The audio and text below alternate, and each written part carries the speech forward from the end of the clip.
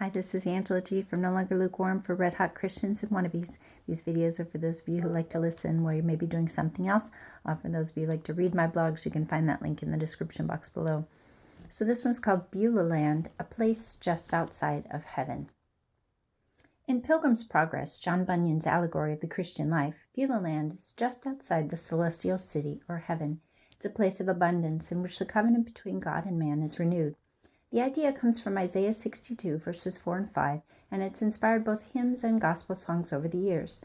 It's about the relationship between God and his people, and it's a place that you and I can inhabit today. The context of Israel. In about 567 BC, in response to their idolatry, God had temporarily forsaken the people of Israel, allowing Babylon to take them captive. Jeremiah 34:22 says, "Behold, I will command, saith the Lord, and cause them to return to this city, and they shall fight against it, and take it, and burn it with fire, and I will make the cities of Judah a desolation without inhabitant." But after a period of about 60 years, God brought his people back to their land and sent a message through Isaiah. Isaiah 62, verses 4 and 5. Thou shalt no longer be termed forsaken, neither shall thy land any more be termed desolate, but thou shalt be called Hephzibah, and thy land Beulah. For the Lord delighteth in thee, and the land shall be married. For as a young man marrieth a virgin, so shall thy sons marry thee. And as a bridegroom rejoiceth over the bride, so shall thy God rejoice over thee. God was restoring his people. They would be called Hephzibah, meaning my delight is in her. The land will be called Beulah, meaning married. Despite their bad behavior, God's great mercy would not allow his people to falter without him for too long. He brought them back to himself by renewing his covenant with them, an agreement that he likens to a marriage. The concept of marriage to God. In the Old Testament, God compares himself to a husband to his people. Isaiah 54:5 says, "For thy Maker is thine husband, the Lord of hosts is his name, and thy Redeemer is the Holy One of Israel. The God of the whole earth shall he be called." In the New Testament, Jesus Christ is the bridegroom, and the church is his bride. 2 Corinthians 11:2, "For I am jealous over you with a godly jealousy, for I have espoused you to one husband, that I may present you as a chaste virgin to Christ." In both cases, both God and the people make vows to belong to each other and stay true. Troth, or betroth, means to pledge loyalty in a solemn agreement. We are his people. He is our God. Beulah Land is on earth. In Isaiah, Beulah Land is clearly Israel or even Jerusalem, very much here on earth. In many Christian songs and traditions, though, Beulah Land is seen as symbolic of heaven itself. Lyrics to the 1973 gospel song Sweet Beulah Land run, "Beulah Land, I'm longing for you, and someday on thee I'll stand. There my home shall be eternal. Beulah Land, sweet Beulah Land." Here's a clip.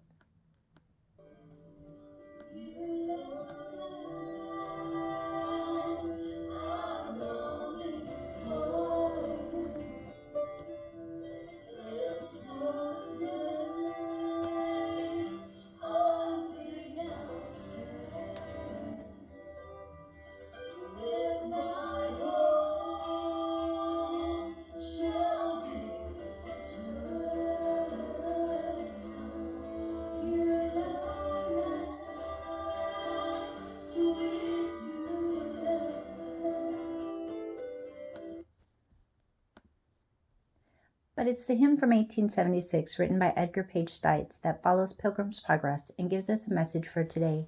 It's the idea that Beulah Land isn't a physical place or a heaven, but a mindset for our journey home. In the life of a believer, it starts with our own covenant with God, when he brings us out of exile from sin and into a right relationship with him. It then becomes a way of life for the Christian who is truly committed to Christ. Beulah Land, the hymn. Verse 1. I've reached the land of corn and wine, and all the riches freely mine. Here shines undimmed one blissful day, for all my night has passed away. Here's a clip, and this is from Andrew Flynn, and the link is in the description box. I've reached the land of corn and wine, with all its riches freely mine. It shines undimmed one blissful day, for all my night has passed away. Verse 1 speaks of the blessings of belonging to God. He takes care of all our needs, and even when our earthly circumstances may not be ideal, we can trust him in his care. We rejoice that God's light has shined on us. Our time of darkness is past.